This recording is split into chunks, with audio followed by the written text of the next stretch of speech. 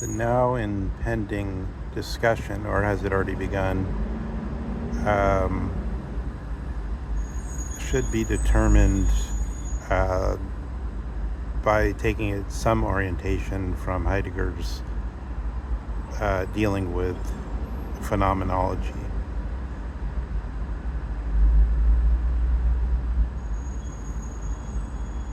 The word is ancient, and it's almost remained unchanged in the English and German languages from the original Greek word, only slightly changed. But the thinkers who have followed it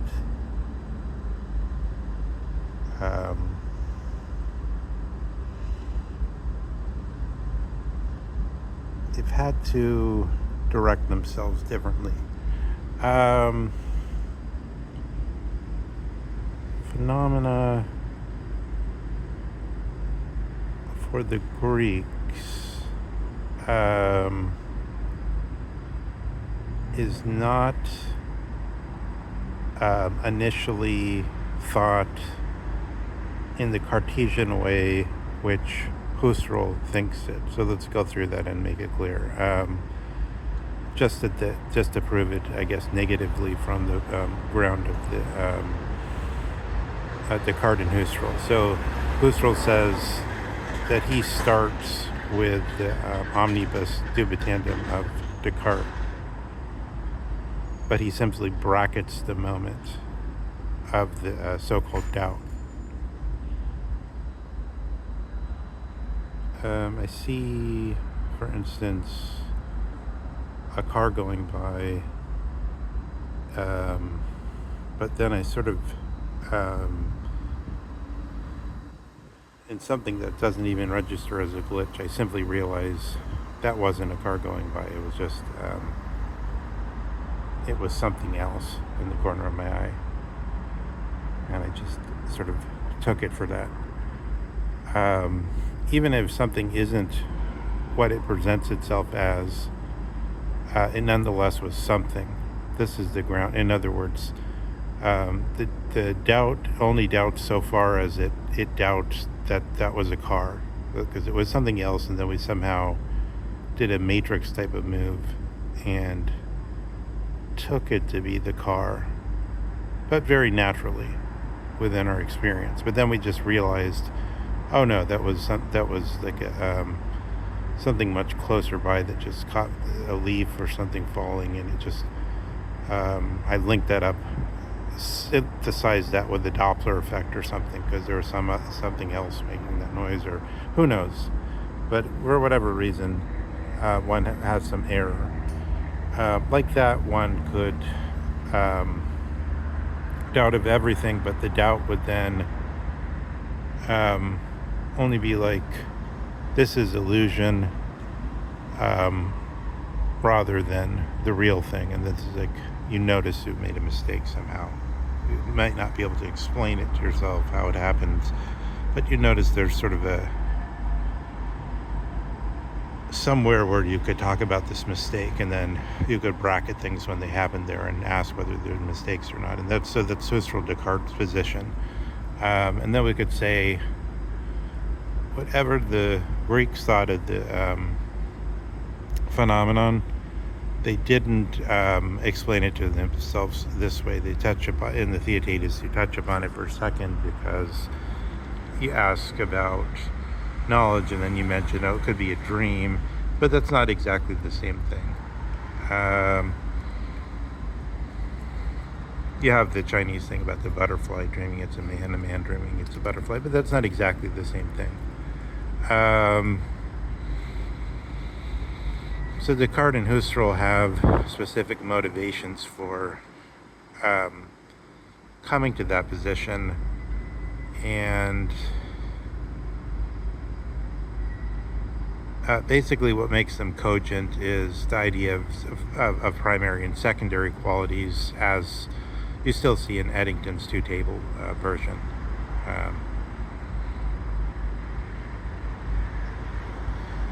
I believe what Eddington wants to say is that it is the same thing that George Berkeley was actually against, which is that the scientific version is an idealized version.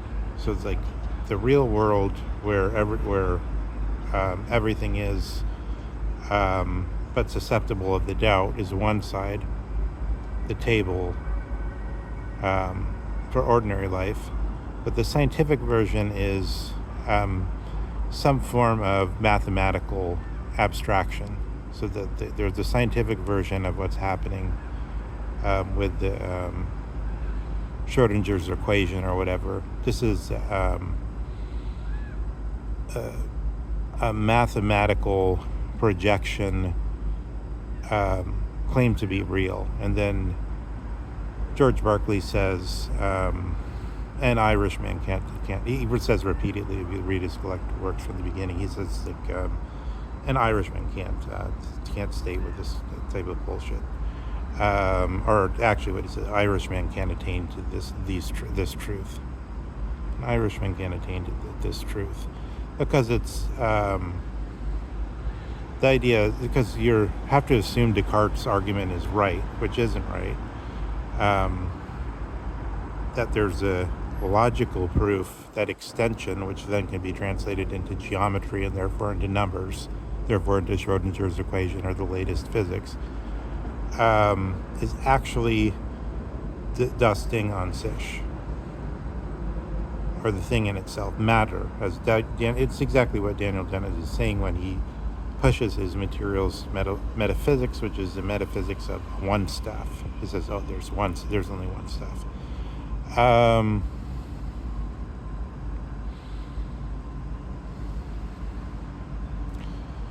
So this is the version that if you ask what's the highest account of physics to itself, how would it have to explain itself? And then you sort of say, well, Daniel Dennett's is pretty good. He's not totally retarded.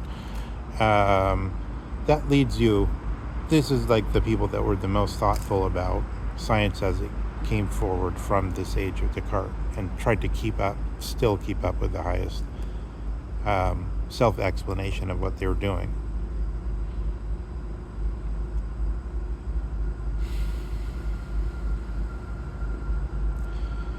So we have, George Berkeley saying, no, there isn't this first substance. So Descartes supposedly has two substances. Then there's the question. Somewhere Descartes actually says something like, I leave it to these wise gentlemen to deal with these things. He doesn't really talk about God. What he talks about rather is something more like actus purus, basically. Like he wants to say there's something that always supports the his world of extension. Just like the supposed ego is always supposed to be the support of the world, the customary world that we actually, the folk world, as it came to be called under people like the so-called Four Horsemen, like Dawkins and those other guys. I guess Harris is still alive. Even Dawkins is still alive, isn't he? But that was like the most vulgar, most imbecilic form of it. Where I guess if Dennett was one of them, he was the only one that was sort of at all literate. I mean, Harris is an engineer, and he's probably good at, he's good at some stuff, but he's not, he's unlettered so far as metaphysics goes. Effectively, let's say, he may have read some books.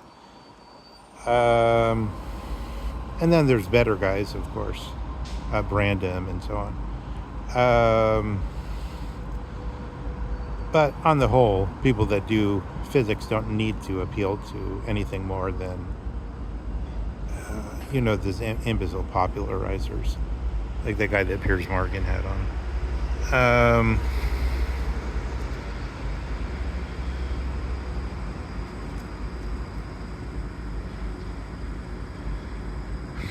So here we come to this question, like, what does it mean to just abandon the tradition and go to Heidegger? Are we abandoning the tradition when we go to Heidegger? So the way it looks is more like there's somebody, Husserl, who has still this connection to Descartes, which also you see in Dennett and you see in other people doing philosophy of trying to explain the metaphysics of the current physical picture of the cosmos, and as having a basis in a kind of substance originally, like the idea of monism. What it means is there's something that it's assumed to have its own ultimate foundation. So the cosmos or the universe is supposed to have some self-independent support somehow. Just as it would say, like, I don't know, Donald Trump has a Donald Trump substance, according to Aristotle, and it's independent in a certain way. If it goes away, then that man is no longer there either. That's like the primary substance for Aristotle. But under the modern system, every individual thing sought to be thought of as its own ground, like its own source of causality. And then it all became generalized. And that's what Descartes is working with. That's what Husserl is still in a certain way connected to. That's what, even though he's made vast,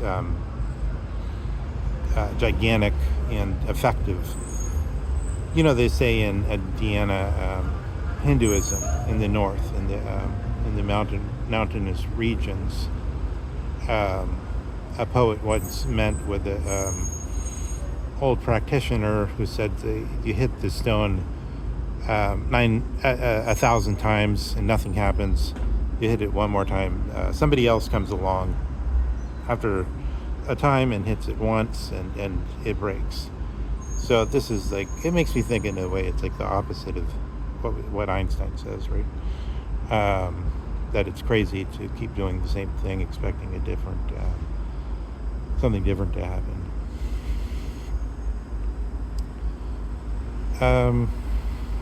So we get to this notion of phenomenon, which comes down to us from the ancients, but what the ancients didn't treat the phenomenon according to these special projects of the Dowd and then Husserl's transfigurated form of it as the holding in brackets. And then you get a sort of something related to it in George Berkeley's refusal of this first substance, saying no, there's only the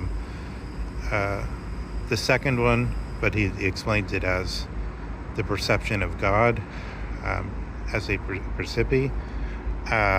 Even when we're not in the barn, it says like, God's still perceiving the cow or whatever, or God's still hearing the moo, or the tree falling in the forest.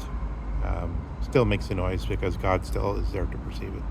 That's his sort of explanation. And then there's no materialism because he doesn't believe in that the mathematics is actually telling us something real.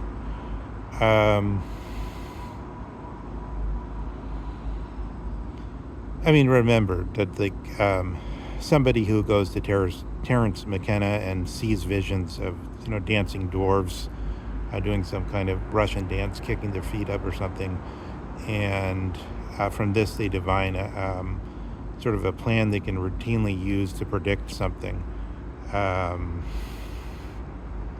like how much rocket fuel you need to get out of the Earth's atmosphere or something, or the load-bearing capacity of some kind of structure or something. Maybe you find a way to calculate this, but it's partially involves a vision of this magical dwarfs doing their raucous dance. You could likewise, what Bishop Berkeley was saying is like, you're using these fishing nets, these hypotheses to catch something, but it doesn't actually tell us about about what the phenomena really is. It's like, actually it's about your system of it's about you. It's about you. Like the Earth still keeps going its shadowy way.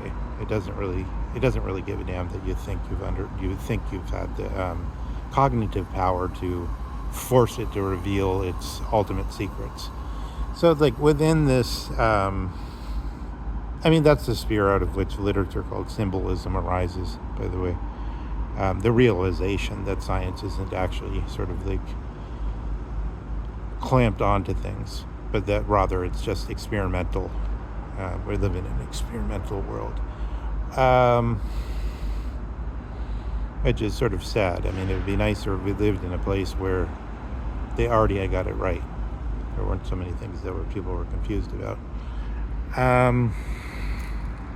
So, yeah, when we talk about Heidegger's use of phenomenology in order to orient ourselves, we have to think about it coming through all these problems.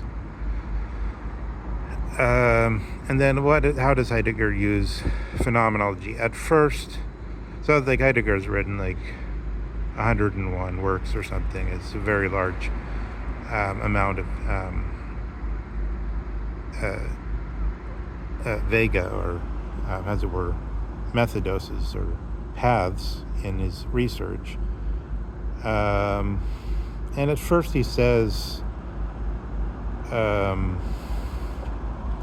that phenomenology is simply the name for any sort of research or searching under the things, Untersuchung, at all. And it means it's not some special science or some particular, there's a special theory of relativity. It's supposed to only work in certain cases. Then there's a general theory. It's not a special science. It's the largest possible form of research. But that alone sort of is like, now are we talking about a generality? But then what kind of generality? There's a generality of all the general forms of small berries on branches. There's another generality of all forms of what are all the noble gases and what are their general characteristics or something. Generalities come in all kinds of different flavors. What is this generalness that the phenomenon is supposed to comprise? And then we have to sort of to see what Heidegger's talking about when he talks about the phenomena. It's we could see how to distinguish that from, so like say Nietzsche. When Nietzsche is famous for saying inter alia, of course, but for saying